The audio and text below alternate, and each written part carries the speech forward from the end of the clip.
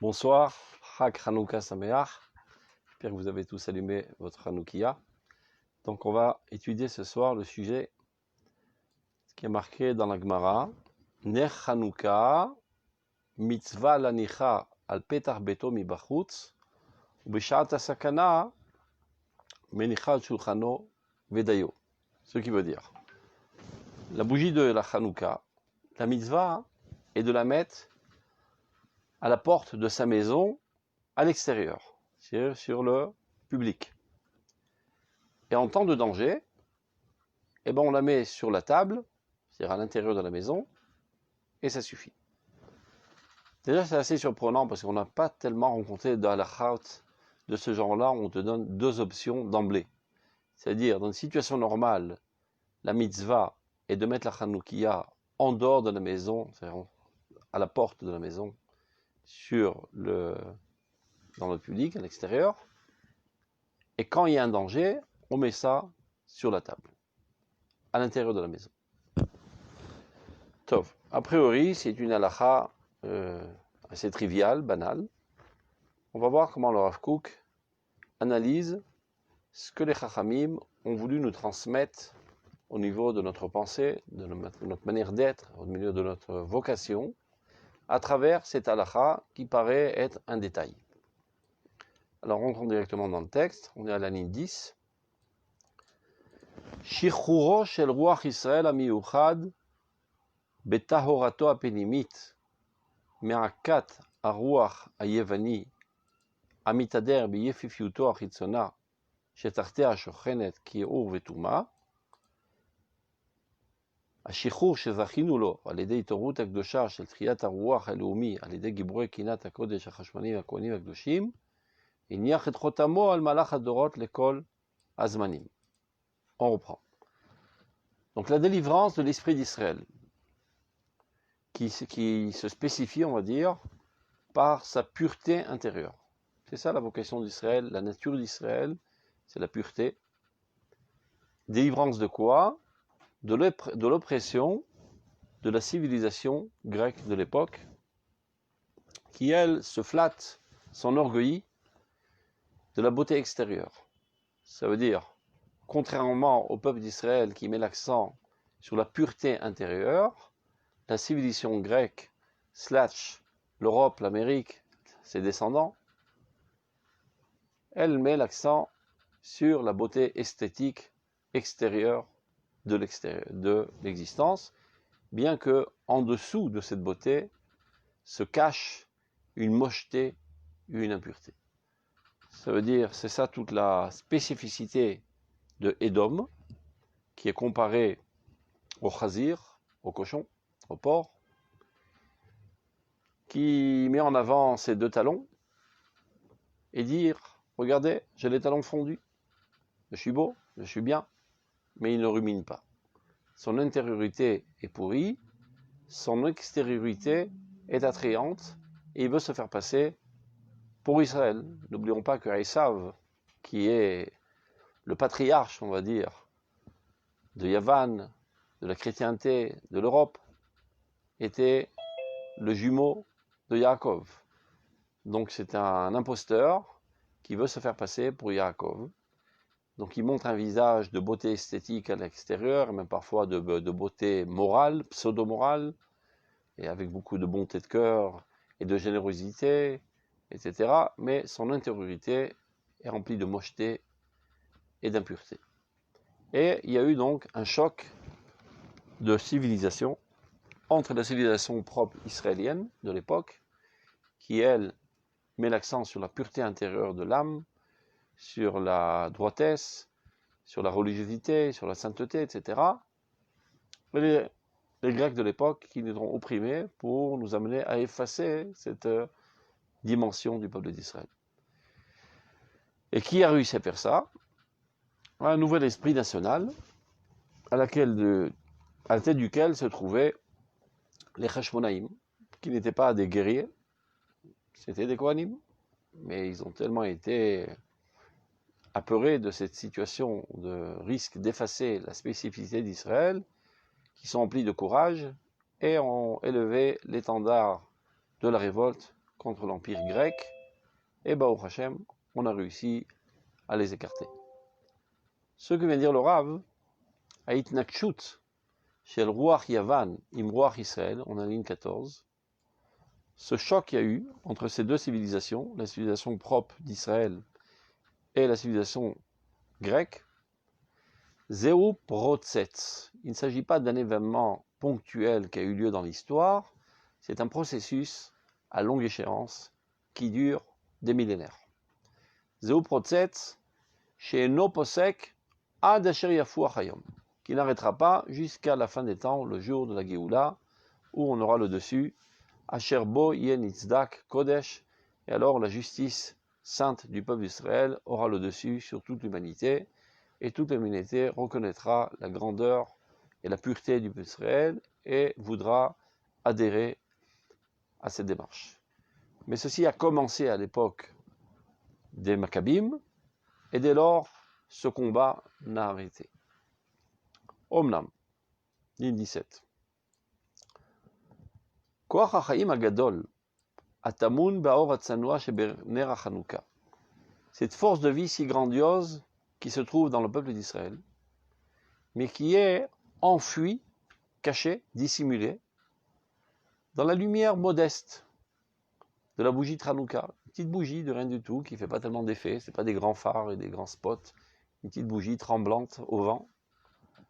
Une puissance extraordinaire se trouve dissimulée dans une apparence faible. Ou maftiach lanu, et bitrono chez la nitzachon, chez Netzach Israël. Ceci nous assure qu'en fin de compte, le peuple d'Israël vaincra pour l'éternité. Cette puissance intérieure qui se trouve au sein du peuple d'Israël, qui pas toujours le peuple d'Israël a eu droit à une grandeur militaire et économique, etc. Mais dans son intériorité, il y a toujours eu une puissance atomique extraordinaire. Donc, Yehemu yachmeru amayim ha'achurim shel yemei ha'cholin ha'soarim ha'rotzim leval'o livloa kol kodesh. Toutes sortes de tumultes, de civilisations à travers l'histoire qui sont fondées sur la matérialité, des tempêtes qui ne veulent qu'une seule chose, détruire la sainteté, avaler, dévorer la sainteté d'Israël et l'effacer à jamais, afin que les aspects cruels, animaux de l'homme aient le dessus.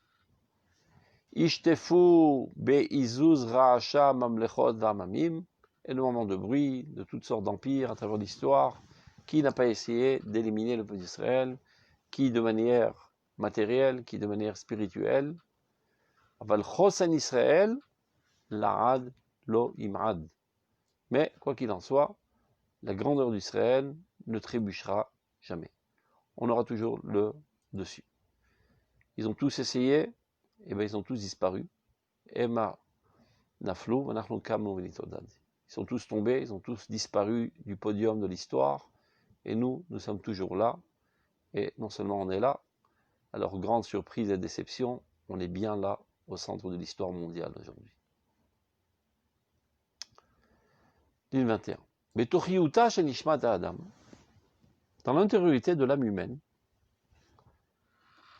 Yeshna akara shebelo or hakodesh, belo nitzotzei hakdusha amechaim et kol, en emda lo le ruach ha'adam velo le chevrato. C'est-à-dire, c'est vrai que les empires et toutes les civilisations des goïms, de manière consciente, font de tout pour effacer la lumière d'Israël, parce que ça les dérange, ça délégitime leur manière d'être, car le peuple d'Israël prône la morale, alors que leur tendance barbare préfère rester en toute liberté, donc ça les dérange, et donc de manière consciente, ils font tout pour nous effacer, mais malgré tout, dans l'intériorité de leur essence, il y a une conscience profonde que sans l'étincelle de la sainteté qui fait tout vivre, eh ben, il n'y a pas d'avenir. La civilisation humaine, la société humaine ne pourra pas se perpétuer. D'où cela provient, pas par une étude, pas par une tradition, du fait même que tout homme a en lui Tselem Elokim. Tout homme est fait à l'image de Dieu. Donc tout homme a une étincelle de divinité. Et cette étincelle de divinité, bien qu'elle est ensevelie sous un amoncellement de poubelles, de conceptions sales et viles, mais malgré tout, cette petite flamme existe encore dans tout être humain, qui l'amène à comprendre de manière intuitive que sans la morale, sans la sainteté, sans la pureté, il n'y a pas d'avenir ni à l'homme, ni à la société, ni au nationalisme, et ni aux organisations nationales. Maintenant, Ve'echanu haotzar asher haor hazeh hakadosh be'etzem ta'oroto ganuz.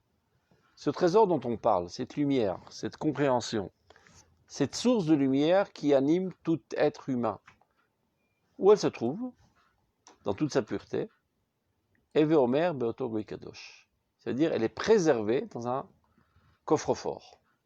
Et c'est quoi ce coffre-fort? Le peuple d'Israël. Le peuple d'Israël tient en lui cette flamme brûlante de pureté, de sainteté, d'aspiration à la noblesse, à la grandeur, à la pureté, etc.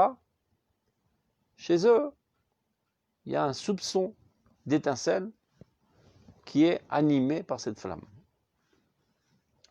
Ashermini Az, Adolam, Oinho, Noseat Degel, ce peuple d'Israël qui, depuis la nuit des temps, c'est toujours été lui qui a élevé l'étendard Shel Tviyat Akdusha, de la nécessité, de la sainteté, Beta Arata Borlam, dans toute sa pureté dans le monde.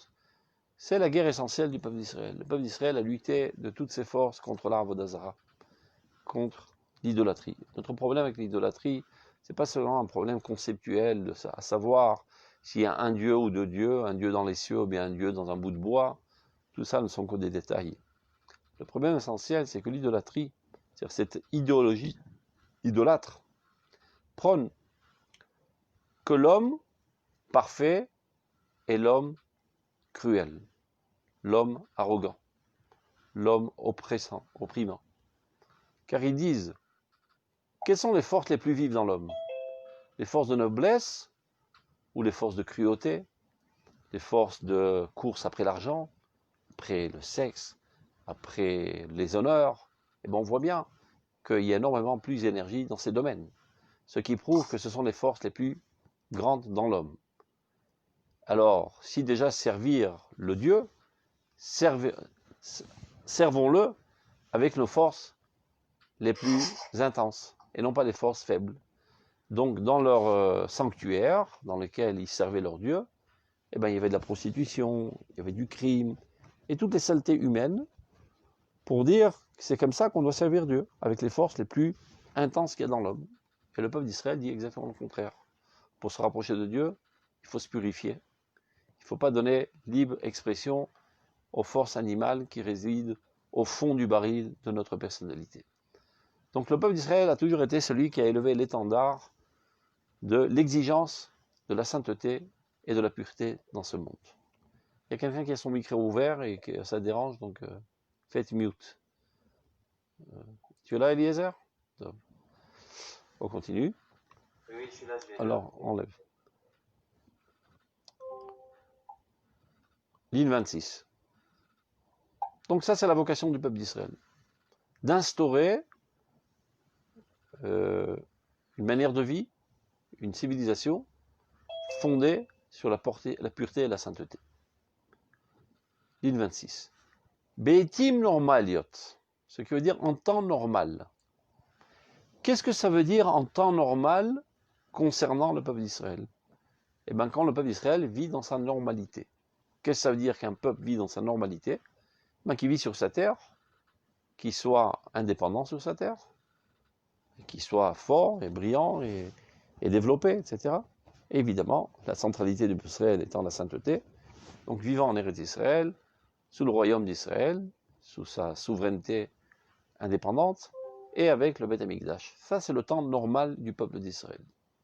Donc, Beitim normaliot, Inenu margishim bikirbenu ometz shel achaza pumbit. On ressent au plus profond de nous un courage de déclaration devant le monde entier, sans aucune peur, sans aucune honte, Et quelle est notre déclaration? Yed'u kol bae olam amitalchim be'artzot hachayim ki or olam lanu umiitanu karnaim lanhir baem al yadam eretz vechutzot. Toutes les nations du monde doivent savoir, tous les gens qui marchent sur le globe terrestre, que la lumière mondiale se trouve entre nos mains. Et de nous rayonneront des rayons qui éclaireront l'humanité entière, aussi bien le pays d'Israël que tous les pays en dehors d'Israël. C'est ça, on peut l'exprimer de la manière la plus sûre, avec beaucoup de courage, lorsque nous, on est dans une situation normale. Et alors, dans cette situation, mitzvat ner Hanouka, la mitzvah de la lumière de Hanouka, Asemel HaKadosh Hazeh, ce symbole saint qui symbolise la lumière d'Israël, la sainteté d'Israël, la pureté d'Israël, il a nicha al petach beto mibachutz. Donc la mitzvah est de la mettre à la porte de la maison, mais vers l'extérieur, pour exprimer par là que notre vocation est d'éclairer l'extérieur, pas seulement la maison interne du peuple d'Israël, mais d'apporter la lumière à l'humanité entière.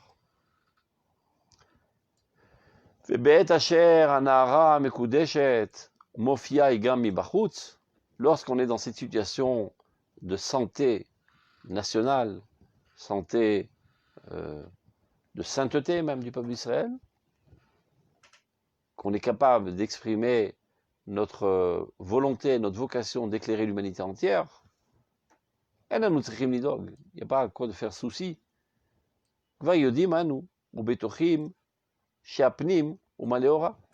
Nous sommes convaincus et assurés que l'intériorité de notre peuple est emplie de lumière. On ne peut pas prétendre vouloir éclairer les autres si on n'est pas nous d'abord éclairés.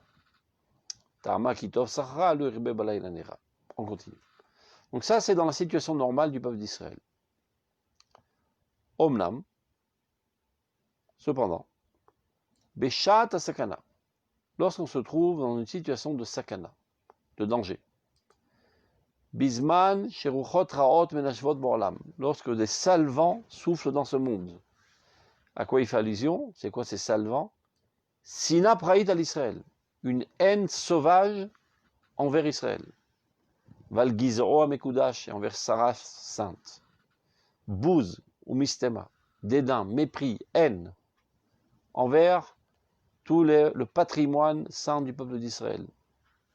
Emdat Tololim Rikelev, des gens vides de tout sens et de toute intelligence, Amechalelim et Geonuzo, qui sont toujours là à profaner la grandeur, la fierté et la puissance du peuple d'Israël.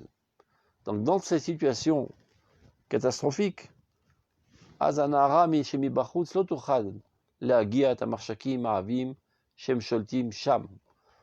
La lumière qu'on voudrait mettre vers l'extérieur ne pourra en aucun cas éclairer l'obscurité et l'obscurantisme si épais qui réside. Donc, quoi faire? Est-ce qu'on va désespérer et abandonner notre vocation, de dire tant pis, c'est foutu, on n'a plus de possibilité de continuer le projet divin, d'amener l'humanité entière à la lumière de Dieu? Il y en a qui pourraient penser de cette manière. On avait une belle vocation, en étant en Eretz Israël, à l'époque du royaume d'Israël, Shlomo HaMelech, on avait les poumons bien gonflés d'idéalisme et de motivation, d'aller amener la parole de Dieu, la sainteté, la pureté, la morale dans l'humanité, mais que peut-on faire? Le royaume a été détruit, les Juifs ont été dispersés aux quatre coins du monde, en quelque sorte le peuple d'Israël est mort, et avec cela, avec son enterrement, il a enterré son idéal et sa vocation. Eh ben non, c'est une erreur de penser de la sorte. Que doit-on faire? Ligne 3. Az, Yifne Israël, El Beto, Vet Shulchano. Eh bien, dans une telle situation, le peuple d'Israël se retourne vers sa maison, vers sa table. El Kinyane Tarbuto Apnimiim. Il s'adonne à tout le patrimoine de sa civilisation intérieur. C'est-à-dire il se renferme sur lui-même, il se recroqueville sur lui-même. El Taharat Rucho, à la pureté de son esprit. Nikion Kapai, la propreté de ses actes. El Torato, et il s'adonne à l'étude de sa Torah, à l'accomplissement de sa Torah, qui est Torah Temet, qui est une Torah de vérité. Amiur Chadalo, qui lui est spécifique. El Mitzvotav, il se renforce davantage dans l'accomplissement de ses mitzvot. Shehen Orchot Chayav, qui sont les cheminements de sa vie pour l'éternité. Et tout ça pourquoi? Les binyan beto aladmat kocho, pour que quand viendra le jour, il pourra à nouveau reconstruire son foyer national sur sa terre sainte, avec toute puissance, avec jalousie de sainteté, selon son caractère et selon son esprit. Ve'aner hazeh, et cette petite lumière, semen itzrono, le symbole de sa victoire, qui en fin de compte, il l'aura sur tous les autres peuples, pour l'instant, momentanément, époque de transition historique, manicho al shulchano. Il ne le met plus à la porte de sa maison pour exprimer par cela sa volonté, sa vocation d'illuminer le monde entier. Il le met sur sa table. Il ne fait qu'illuminer son petit foyer individuel, familial. Le'ahir aliado et Torah chaya ve'arat nishmato, pour éclairer, grâce à cette bougie, sa manière de vivre et éclairer son âme. Ça veut dire, on voit qu'il y a deux époques dans le peuple d'Israël. Il y a l'époque normale. Alors on peut réaliser, concrétiser en toute force notre véritable vocation. On a un royaume, on est admiré par les autres nations, par notre puissance nationale, économique, militaire, et notre plus-value de sainteté et de pureté, comme on l'a vu à l'époque de Shlomo HaMelech, où la reine de Saba, par curiosité de la réussite de Shlomo HaMelech, elle est venue voir ce qui se passait ici. On était high, au plus haut de notre expression. Alors, là, la vocation est de mettre la Hanoukia, la lumière, en dehors de la maison du peuple d'Israël pour éclairer l'humanité entière. Quand on ne peut plus concrétiser cette vocation, parce que de toute manière, on n'existe presque plus, on est des résidus du peuple d'Israël éparpillés aux quatre coins du monde, et on est méprisé, on est haï, on est assailli, on est opprimé, on est assassiné, on est violé. Donc, la sagesse du pauvre malheureux n'est pas tellement attrayante. Donc, de toute manière, il n'y a aucune oreille adéquate pour nous écouter. C'est un combat perdu par avance. Alors, qu'est-ce qu'on fait? Entre-temps, on renforce les fondements de notre personnalité et on se recroqueville dans notre maison. Tout comme à l'époque du déluge. Le monde arrête d'être. L'histoire humaine, a priori, est morte. Hamas, le vol, le viol, la non-droitesse, on va dire. Donc il faut rétablir les fondements adéquats pour reconstruire une humanité normale. Et ainsi, Noach, dans son arche, s'adonne nuit et jour au chesed. Il nourrit les animaux. Et évidemment, il a une influence sur ses enfants. Il les rééduque dans les nouvelles normes de la morale sur lesquelles on fondera un nouveau monde. Et bien c'est ce qu'a fait le peuple d'Israël pendant l'exil. On n'a plus d'État, on n'a plus de royaume, on compte pour beurre, on est invisible. On ne prend plus au sérieux. Mais nous, on se prend au sérieux. On sait que c'est une époque à passer, transitoire, momentanée. Entre-temps, renforçons davantage nos fondements spirituels, sainteté, pureté, à l'intérieur de notre maison. Donc pendant cette époque, on allume la Hanoukia dans la maison, sur notre table. 8. Ubaner Hazeh. Et dans cette petite bougie, Ha'atzur etzlenu penima, qui est enfuie chez nous, à l'intérieur, Yeda Neemana. Le peuple d'Israël sait parfaitement. Shelo yirsar kol shiu. À vrai dire, il ne manque de rien. Mikol oshro aruchani. Toute sa richesse spirituelle est encore là. Umirvodo kvod haemet vatzedek. Et de sa fierté, qui est la fierté de la vérité et de la justice, tout cela se trouve encore profondément ancré dans notre personnalité collective du peuple d'Israël. Ve'sof kol sof, yavu rechokim ve'yakiru, ki nachalat olamim natevel kula, à la fin des temps, en fin de compte, les plus éloignés, les nations les plus haïssantes du peuple d'Israël, les plus hérétiques, reconnaîtront tous que cet héritage éternel, qui est en fait pour le monde entier, car la Torah n'a pas été donnée pour le peuple d'Israël, mais pour l'humanité entière, pour la remettre sur le chemin de Dieu. Évidemment, nous sommes nous les gérants de la Torah, mais la Torah ne nous appartient pas, elle n'est pas faite que le peuple d'Israël. Nous, le peuple d'Israël, devons savoir comment adapter certains messages de la Torah à chaque peuple. Donc, ce message, cet héritage divin qu'on a reçu, qui est pour l'éternité, ils reconnaîtront tous que ce sont nous, les Juifs, qui l'avons transmis à l'humanité et refondé la civilisation humaine sur ses bases. Les Nitzachon HaTzedek, la victoire de la justice, Va'emet et de la vérité, l'Ansachat HaShalom, l'éternité de la paix. Le peuple d'Israël exige la paix, demande la paix. C'est Shalom Yuromav ou Verachamav, rêve de la paix mondiale. Une époque où il n'y aura plus de guerre dans ce monde. Ve'amadat Chaya Enoshut al Mechonam, et de remettre la vie de l'humanité entière sur une base solide. Il y a un micro qui est ouvert qu'il faudrait fermer. Aetan Vabatoire, solide et sûr. Nachalat Goyim Kulam, qui est en fait l'héritage de toutes les nations. Eh bien, Ba'acharit Yamim, à la fin des temps, à la fin de l'histoire, l'humanité entière reconnaîtra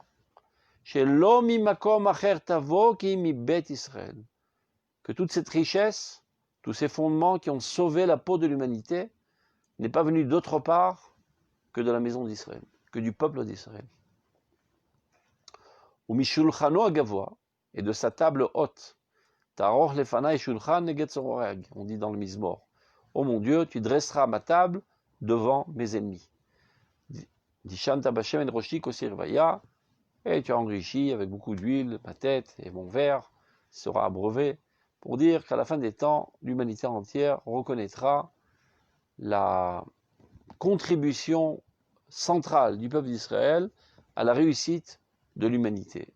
C'est-à-dire que sans l'intervention du peuple d'Israël, l'humanité entière serait arrivée à son autodestruction. Ligne 13. Venefashot kol yitzurim, alors les âmes de toutes les créatures, imal'ut simonam lechol nisgav et taor, seront assoiffées de toute grandeur, de toute pureté, de toute noblesse. Alors qu'aujourd'hui, ce n'est pas tout à fait le cas. Ils sont assoiffés de saleté, de choses viles. Viendra un temps, comme le dit le prophète, l'oraev la lechem, velot sameh la maim, ki im lishmoa et devar Hashem. L'humanité entière ne sera plus affamée de pain, ni assoiffée d'eau, mais d'assoiffée d'écouter la parole de Dieu. Et qui est l'expert en la matière de la parole de Dieu? Le peuple d'Israël, que nous avons tellement opprimé, mais qui, derrière les coulisses, a toujours été là pour nous guider, malgré nous, malgré notre haine. L'école émet ve'emunat omen, de toute vérité, de toute foi, mais Ashpa, Théora, de l'influence pure, Asher Tetse, Miner Israël, qui est sorti, et qui sortira toujours, de la bougie d'Israël. Asher Beshat Asakana, Aya Manicha, Al Shulchano, Bedayo. Pendant l'époque de l'exil, l'époque du danger spirituel, de civilisation, à l'époque, il s'est recroquevillé sur lui-même et il le mettait sur sa table. Mais à la fin des temps, il ne mettra plus ça sur sa table, mais bien en dehors, bien exposé dans les vitrines du monde. Ou Mital Hermon, Ayored al Areret Tzion, et de la rosée du Hermon qui découle sur les montagnes de Tzion, Itzave Hashem et Aberacha, les Israël va Adam. Dieu ordonnera la bénédiction pour le peuple d'Israël et l'humanité entière. Ka'amour, comme il est dit, va rikot ilachem brachat bilidai, je déverserai sur vous une bénédiction infinie. Vod yashuvu banim kulam yachad. Et alors tous les enfants d'Israël reviendront tous ensemble, se remettront à chanter la shir mekirev lev nefesh, avec beaucoup d'enthousiasme et d'extase. Zechelki mikol amali. Ceci est ma part de tous mes efforts. On a tramé pendant l'exil. On a tramé pendant toute l'histoire humaine. On s'est fait brimer, assassiner, violer. On n'a jamais renoncé à la lumière.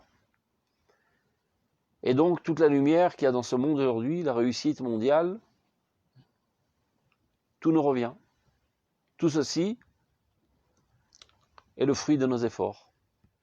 Alors, avec beaucoup de joie, on chantera Zechelki mikol amali. Voilà le fruit de tous mes efforts. Am Israël Chai.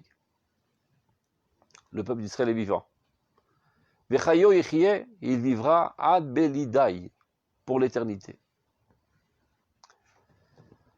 Ve'avor ta'avor sarata sakana bimera biamenu. Le Rav Kook a écrit ce texte il y a environ 100 ans, si ce n'est plus. Je ne sais pas si vous savez, il y a 100 ans, ce n'était pas la joie. Il y a 100 ans, en Eretz Israël, il y avait maximum 100 000 personnes. Et qu'est-ce qu'il y avait? Le désert de la mort. Rien. Ni de quoi boire, ni de quoi manger, ni de quoi habiter, rien. C'est un désert matériel et un désert spirituel. Tous les grands centres de Torah mondial se trouvaient en dehors d'Israël. Et ici, une poignée de fous idéalistes qui sont venus s'installer. On aurait pu penser que c'est un épisode temporaire de quelques fous qui ne mènera à rien. On va savoir qu'est-ce qui va sortir de cette histoire. Les gens normaux, entre guillemets, sont restés en Europe, en Afrique du Nord, bien assis, avec leurs biens, pensant rester là-bas pour l'éternité, dans le confort. Et les fous sont montés en Israël. Ils crèvent la faim. En plus, ils sont assaillis. D'abord, ils sont opprimés par les Turcs, après opprimés par les Anglais et les Arabes qui les assassinent. D'une main, ils tiennent l'arme et de l'autre main, la pioche. Qu'est-ce qui va sortir de toute cette folie? Le Rav Kook, il dit « Avor ta'avor sarata sakana ». Je vous assure que cette tempête de danger va disparaître très prochainement. Venashuv el mitzvat ner Chanukah la shiva al mechona. Et nous pourrons à nouveau appliquer la mitzvah de Chanukah comme il le faut. Ce qui veut dire l'adlika al petach betenu mibachutz, de l'allumer en dehors de notre maison. L'époque de l'exil dans laquelle on se cache, on se recroqueville sur nous-mêmes et on n'a pas d'influence universelle, on n'a aucune activité de politique internationale, passera très bientôt. On retrouvera très bientôt notre vocation. Ve'ir'u kol afsei haaretz. Et alors, toutes les nations du monde verront de leurs propres yeux et Yeshuat Elokenu, la délivrance de notre Dieu, qui viendra nous délivrer, alamo venachalato, son peuple et son héritage pour l'éternité. Qu'est-ce que ça veut dire tout cela? Il y en a qui pensent que cette halakha, c'est une halakha folklorique. De dire, eh bien, quand on était en France, on avait peur des goïms, alors on se cachait à l'intérieur de la maison et on allumait notre Chanoukia à la maison.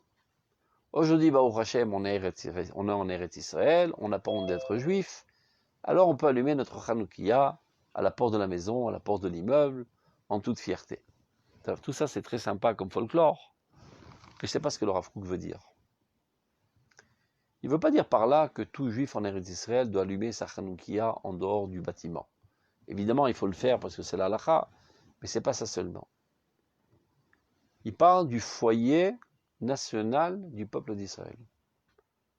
La Chanoukia, qui est la lumière d'Israël, qui est la vocation de la sainteté, de la pureté, et de la justice et de la morale, qui est la nature même du peuple d'Israël, doit être exprimée très fortement par l'État d'Israël.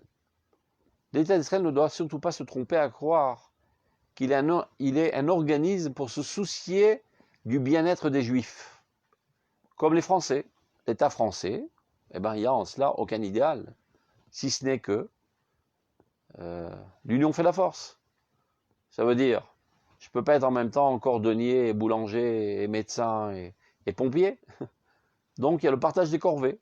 Chacun fait quelque chose, et comme ça, chacun d'entre nous, finalement, on reçoit un morceau, et la vie sera plus cool. C'est ça l'État français, c'est ça l'État allemand, c'est ça l'État italien, c'est ça tous les États du monde. C'est fondé sur un égoïsme qui ne recherche que l'intérêt des individus de son peuple. Le peuple d'Israël, dans sa nature même, telle que Dieu l'a créé, il a une vision universelle. Lorsqu'Akadosh Baruch Hu s'est adressé à Avraham Avinu, il a dit « Quitte le pays dans lequel tu vis, va vers la terre que je t'indiquerai, c'est-à-dire Eretz Israël, et je ferai de toi une grande nation. » Oh, mais le verset ne s'arrête pas là. La suite, « Venivrichu becha kol mishpachot ha'adama » seront bénis, seront bonifiés à travers toi toutes les nations du monde. Ça veut dire que la nature même du nationalisme israélien est internationale, universelle, a une vocation universelle. Tant qu'on est encore dans une dimension nationale chauviniste, qui ne soucie que du bien-être des Juifs en Eretz Israël, on n'a pas rempli notre véritable vocation, et ça s'appelle encore allumer la Chanoukia à l'intérieur de la maison. Le rôle de l'État d'Israël est d'éclairer l'humanité entière à la lumière de Dieu. De cela doivent se soucier les politiciens israéliens. Il n'y a pas de toutes sortes de combines, sales et viles, comment survivent les 4 années de leur cadence. Comment faire pour transformer l'État d'Israël en une plateforme réelle politique pour divulguer la parole de Dieu dans le monde? Bon, d'abord et avant tout, évidemment, il faut qu'elle soit divulguée au sein de l'État d'Israël. Que les fondements de la société, de la civilisation israélienne soient la volonté de Dieu, ce qui veut dire la Torah. C'est ça notre civilisation. Et alors, on pourra remplir notre vocation de se propager notre civilisation propre qui est en fait la seule formule de réussite pour l'avenir de l'humanité. Dit le Rav Kook, c'est très bientôt. Bien qu'à son époque, ça paraissait une illusion totale. Et bien aujourd'hui, on est en bonne voie. Au Hachem, déjà, on est un centre d'intérêt de l'humanité entière. Ne serait-ce que par notre force technologique, scientifique, économique, militaire et même morale. Avec toutes nos critiques envers le niveau de morale dans l'État d'Israël, on est bien en delà de la morale, par exemple, des armées du monde. Je ne sais pas si vous savez c'est quoi un soldat français, c'est une grosse brute. Et un soldat américain, c'est une grosse canaille. Un soldat israélien est quelqu'un de pur. C'est pas quelqu'un d'assoiffé de sang, qui ne recherche qu'à rentrer dans les villages et violer les femmes, et saccager et piller, comme le font toutes les armées du monde. Si un soldat d'Israël ose voler une montre d'un prisonnier, il rentre en tôle de suite. D'ailleurs, ça n'arrive jamais, mais si ça arrive, c'est un scandale dans tous les médias de l'État d'Israël. Et il est réprimandé très très fortement. C'est-à-dire bien qu'on soit qu'au premier pas de notre renaissance nationale, on se trouve déjà à des années-lumière plus haut que toutes les autres nations du point de vue de notre morale. Et ce n'est qu'un début. Donc d'abord et avant tout, on a réussi, au Hachem, à faire en sorte que toutes les caméras du monde sont braquées sur nous. Pour le bien, pour le moins bien, quoi qu'on fasse, tout est médiatisé à la seconde même. Je ne sais pas si vous vous rappelez, parce que vous êtes jeune, mais il y a 70 ans, les hommes du monde ne faisaient pas la queue pour avoir l'étoile jaune. Aujourd'hui, ils font tous la queue pour avoir l'étoile bleue. Tout le monde veut être aujourd'hui en relation diplomatique avec l'État d'Israël. Aujourd'hui, c'est un honneur d'être lié à l'État d'Israël. Celui qui a un rapport quelconque avec l'État d'Israël devient important. Dès qu'un pays naze, comme la France par exemple, veut se faire remarquer et avoir de l'importance aux yeux du monde, alors il décide d'organiser un programme de paix entre l'État d'Israël et les Palestiniens. Et c'est comme ça qu'il monte dans tous les titres des journaux mondiaux. Il ne va pas décider de faire la paix, je sais pas, dans un pays en Afrique du Sud, on s'en fout pas mal. Parce que toutes les caméras sont braquées sur le podium de l'État d'Israël. Donc celui qui veut acquérir une certaine importance, il a tout intérêt à avoir un contact quelconque avec l'État d'Israël, un contact positif ou négatif, peu importe. Ou tu décides d'être l'ami d'Israël, ou tu décides d'être l'ennemi d'Israël, peu importe, tu as un contact avec le peuple central du monde. Ben, ce changement, cette transition, a eu lieu ces dernières décennies. Il y a 70 ans, lorsqu'on était grillés à Auschwitz, personne ne nous regardait. On était invisibles. Je rappelle toujours, vous connaissez tous le Yad Vashem, qui est le musée de la Shoah. Il y avait toutes sortes de photos très cruelles, comment on rentre nos frères et nos parents dans les fours, etc. Mais à mon avis, la pire des photos, c'est pas celle-là. La pire des photos, c'est ce que je vais vous raconter.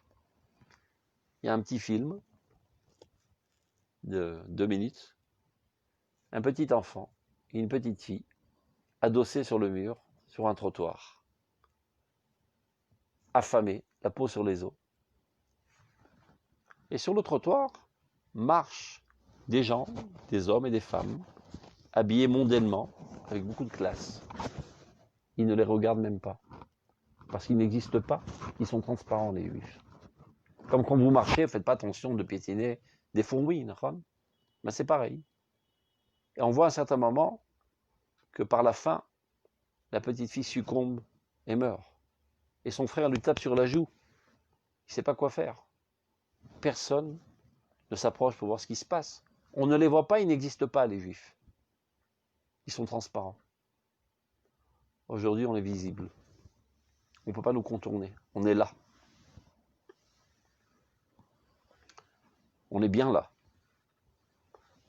Malgré tous leurs projets, d'avoir voulu nous enterrer vifs, eh ben on a l'audace de sortir de la tombe, se nettoyer de la poussière, nous redresser et les gagner tous dans tous les domaines. C'est l'État d'Israël aujourd'hui. La fierté d'Israël remonte et par là même, la sainteté du nom divin réapparaît dans le monde, car nous sommes les représentants de Dieu dans ce monde. Lorsque le peuple d'Israël est rabaissé, c'est le rabaissement de la fierté divine dans ce monde, de la gloire divine dans ce monde. Le peuple d'Israël relève son image de marque, ça réélève la sanctification du nom de Dieu dans le monde. Ça, on est en bonne voie. Baruch Hashem. Ce qui reste maintenant, c'est d'injecter le contenu de l'État d'Israël. Ça veut dire, les structures, on les a. On est sur le podium. Nous sommes les acteurs essentiels et tout le monde nous filme. Reste à savoir si on sait quoi dire. On est là et on bégaye, on ne sait pas quoi dire. Toute l'humanité attend ardemment de savoir qu'est-ce que ce peuple va dire. Et c'est pour ça qu'ils sont sur les aguets. Et on ne dit rien. Alors on fait des actes, on conclut toutes sortes d'actes de commerce et de paix, etc. Et on joue au ping-pong avec nos ennemis, ils nous jettent un obus, on leur jette 10 obus sur la tête. Mais qu'est-ce qu'on a à dire? Pour l'instant, on ne dit rien. Eh bien, le temps est arrivé de dire. Le temps est arrivé de mettre la Hanoukia à l'extérieur de l'État d'Israël. Et pas seulement dans l'intérieur des maisons des Juifs. Parce que dans l'intérieur des maisons des Juifs, on n'a pas d'influence sur l'humanité. Maintenant qu'on a une importance si grande aux yeux des nations, le temps est arrivé qu'on ait un véritable État d'Israël et pas seulement un État juif. Pas seulement l'État des Juifs, ça veut dire l'organisme qui se soucie du bien-être des Juifs, qu'ils aient leur électricité et leurs égouts et leur protection sécuritaire et tout leur système de santé. C'est déjà très bien parce que tout ça on ne l'avait pas. Baruch Hashem, on l'a aujourd'hui, on l'a très bien. Mais l'essentiel, que ce soit l'État d'Israël, que ce soit la plateforme réelle politique pour divulguer le message d'Israël dans le monde. Qu'on commence à réaliser la révolution israélienne divine dans ce monde. C'est ça ce que le Rav Kook entend par ces phrases en disant Bimera, avor ta'avor sakana ta sakana bimera miyamenu, venashuv emizvat nechanouka le'ashiva al-mechona. Alors on pourra à nouveau accomplir la misère de la Hanouka comme il se doit. La dikal petach beten ou ibachutz. La lumière en dehors de notre foyer national. Comme je dis toujours, jusqu'à il y a 70 ans, lorsqu'un juif était pieux, froum, comme on dit en France, en bon français, il étudie la Torah, il développe ses midot, il met les tefilines, sa femme va à la mikveh, ses enfants ont Talmud Torah, et bien il recevait la note 100 sur 100 devant Dieu. Il s'est accompli. Aujourd'hui, si un juif ne fait que ça en Eretz Israël, je me demande s'il reçoit la note de 10 sur 100. Ta véritable Hirat Shamayim dans cette génération est de faire en sorte que le nom de Dieu soit gravé sur le drapeau d'Israël. Que l'État d'Israël soit la plateforme pour la divulgation du message divin dans ce monde. De faire en sorte que la politique d'Israël cesse d'être si bas en dessous des pâquerettes et qu'elle s'élève à sa véritable stature telle qu'elle doit l'être et telle qu'elle est capable de l'être. Ceci ne se fera pas de manière miraculeuse. D'abord et avant tout, car les politiciens sont des marionnettes. En fait, ce qui les intéresse, c'est de faire élire. Donc ils veulent plaire. La plupart du temps, ce ne sont pas des grands idéalistes, mais des opportunistes. Oui, ils ont quand même une certaine tendance, c'est pour ça qu'il est plus à droite qu'à gauche. Mais si on lui paye plus, il ira à gauche. Pour la quasi-totalité, disons. Donc ça ne sert à rien d'avoir une influence sur eux directe. Ils ne t'écouteront pas. Ce qui les intéresse, c'est d'être voté, d'être élu. Donc l'influence doit se faire sur le peuple. En élevant la moyenne d'idéalisme du peuple, automatiquement, ils éliront des gens qui les représentent. Ça, c'est un. Et ça, c'est l'essentiel. Parallèlement à cela, il faut aussi envisager que pénètrent dans le monde politique des gens sains, des gens droits, des gens moraux, des gens emplis d'idéal. C'est pas tellement évident, parce que là-bas, c'est les formules de coups de couteau qui marchent, et les égouts, et les vengeances, et les saletés, et tout ce que vous voulez. Donc il faut avoir un uniforme impénétrable pour nager dans cette ambiance. Celui qui est conçu de la sorte est obligé d'entrer dans la politique. Ça veut dire quelqu'un qui est invulnérable à toutes les influences sales qui se trouvent là-bas, et qui n'a pas peur, et qui est courageux, et qui a devant ses yeux que Dieu. C'est tout ce qui l'intéresse. De faire avancer l'idéal divin dans ce monde, sans être naïf, sachant que les gens ne disent pas toujours ce qu'ils pensent, ils risquent de raconter des bobards pour t'amadouer, à la première occasion, ils te feront un croche-pied. Chashdeu vechabdeu. Respecte les gens, mais sois très suspicieux envers eux. Celui qui est conçu de la sorte, qui a un chirion, comme on dit un chirion, qui a une carapace invulnérable, et que dans son intériorité, il est empli d'idéal divin, son devoir est d'être dans la classette, pour faire avancer la machine.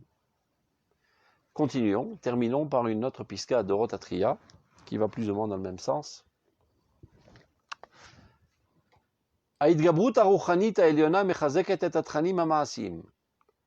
Ça veut dire, le renforcement de spiritualité le plus suprême renforce les aspects concrets et matériels de ce monde. Ça veut dire, plus tu t'élèves dans l'étude de la Torah la plus haute, ça veut dire ce qu'on appelle la Kabbale, plus tu développes un intérêt envers la matérialité, envers le monde concret. Umagberet et aitanienut baolam ou bachaim vekol asher bam, et renforce l'intérêt qu'on doit porter envers le monde, la vie et tout ce qui s'y trouve. Prière de fermer le micro, celui qui l'a ouvert par mégarde. C'est bon? Rag bisban achorban. Alors on pourrait se demander, alors pourquoi on a d'habitude Les Mekoubalim qu'on connaît, qui sont médiatisés, d'affaire, ce sont des gens qui s'écartent de toute approche du monde matériel, politique, réel, etc., et qui s'adonnent à une spiritualité extrémiste. Alors, comment ça se fait? Dit le Rav Kook. Réponse. Rak bisman achorban. Seulement pendant l'époque de notre destruction. Vekarovlo, proche. Quand on a commencé à s'approcher, ça veut dire on était encore en Eretz Israël, mais sous domination romaine. Lorsque la force israélienne a été déconnectée de sa terre, alors il a commencé à penser que sa vocation n'est que dans le monde spirituel et abstrait, n'ayant aucune possibilité de s'exprimer dans le monde concret, politique, etc., puisqu'il n'est pas sur sa terre, eh bien il s'adonne à la spiritualité la plus extrémiste. Alors, Ushresha Beyichidim, Adracha le Prishud Mechaye Shah Bishvil Chaye Olam, a été enraciné dans les individus une directive de s'éloigner de toute la vie temporelle et de s'adonner à la vie éternelle. Il fait allusion à Rabbi Shimon Bar Yochai, qui a critiqué virulemment la civilisation romaine. De dire, les ponts qu'ils ont faits, c'est pour prendre des impôts, les marchés qu'ils ont construits, c'est pour y installer des prostituées, les bains qu'ils ont faits, c'est pour amollir leur corps, etc. Ceci a été entendu par le gouvernement romain de l'époque, et donc sa tête a été mise à prix, et donc il a été obligé de se sauver dans sa grotte. Et quand il était dans sa grotte, eh ben, pendant 12 ans, il a étudié la Torah de l'intérieur, et c'est comme ça qu'il a fait apparaître le Zohar dans le monde. En sortant de sa grotte, lorsque Léon est venu lui dire « c'est bon, tu peux sortir, ta tête n'est plus mise à prix », il voit un gentil agriculteur juif qui laboure la terre. Alors il est exaspéré. Comment se permet-il, ce juif, d'abandonner la vie éternelle pour s'adonner aux choses temporelles? Et il a été grondé par Dieu. Dieu lui a dit quoi? Vous êtes sorti de votre grotte pour détruire mon monde? Là, vous n'avez rien compris à la Torah. Moi, Kadosh Baruch Hu, je regardais la Torah et construisais le monde. Donc la Torah est censée construire le monde. Et votre Torah, vous, elle détruit le monde. Retournez dans votre grotte. Allez réétudier tout le Zohar selon cette réaction divine. Étudiez dans une optique de Torah qui construit le monde. Bien qu'a priori, ils avaient raison, Rabbi Shimon et son fils. À quoi bon développer ce monde quand il est sous l'emprise des goïms? On sait très bien quelles sont leurs finalités, les goïms. Ils ne cherchent pas la bonté et la justice. Donc pourquoi contribuer au développement de ce monde quand il est sous l'emprise des goïms? Nachon, ils avaient raison, mais Dieu connaît bien ces juifs. Un tel message risque d'être ancré trop profondément dans les juifs, et finalement, même quand reviendra le temps où ils devront s'adonner au développement du monde, ils auront encore une réticence sous l'influence du message de Rabbi Shimon Bar Yochai. Donc, Alze Yatsa Mecha Shemimit. Il y a Dieu l'a grondé. Donc, on peut comprendre. Pendant l'exil, c'est vrai, on développe une réticence. On n'a aucune activité politique internationale, ni nationale, ni rien du tout. Et même, au niveau de la Parnassa, le minimum vital. Parce qu'il n'y a aucun idéal d'être riche, et aucun idéal de développer l'économie française. Ni allemande, ni italienne, ni américaine. Parce que de toute façon, leurs finalités sont viles. C'est fondé sur un égoïsme et une cruauté. Donc je ne vais pas contribuer à faire grandir l'Allemagne qui va semer la destruction dans ce monde. Aval, et ça c'est le grand aval. Ligne 29. Maintenant qu'est arrivé le temps de la reconstruction de la nation sur sa terre. Voilà déjà une centaine d'années. Le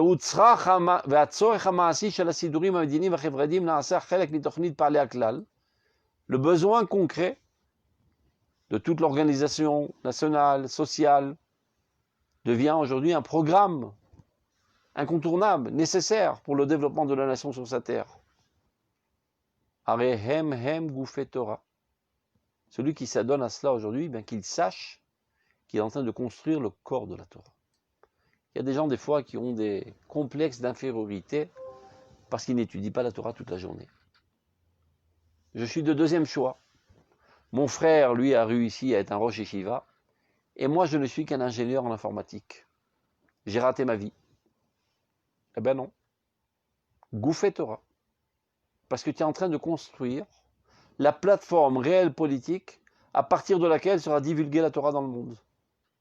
Car seulement en étant un pays fort et apprécié et admiré par les nations, notre message moral devient audible.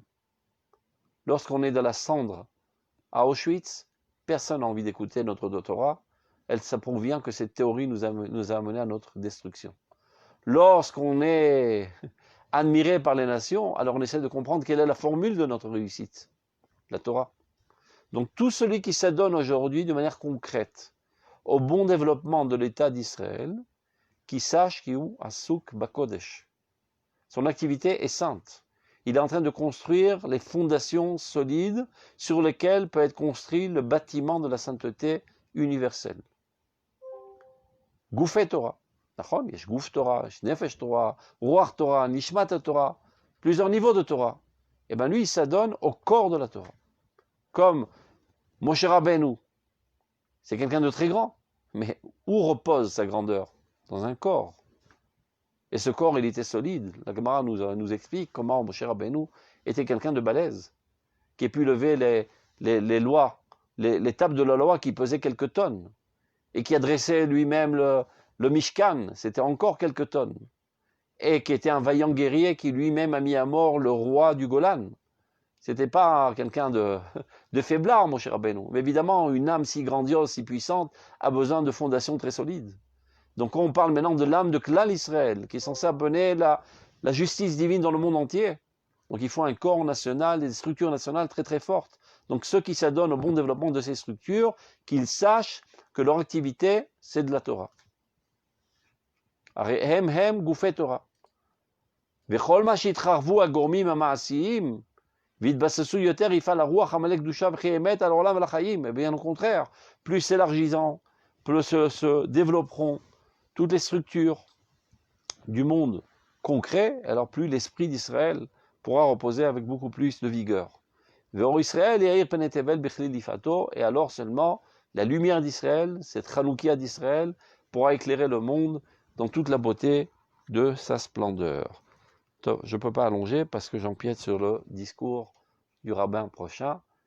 Chanouka Sameach, et Baruch Hashem, on a le mérite cette année, depuis déjà quelques décennies, d'allumer la Chanoukia à l'extérieur, comme symbole pour l'instant, mais le temps est arrivé de concrétiser cela et de faire en sorte que la Knesset divulgue le message divin dans le monde quand la société d'Israël s'élèvera à ce niveau, et ça c'est notre travail, de retrousser nos manches et d'enseigner la Torah, et cette Torah spécifique d'Eretz Israël, qui donne la vocation véritable du sionisme. Kol Tov, Chag Chanouka Sameach. Sameach, Toda Rabba Rav, merci à tous.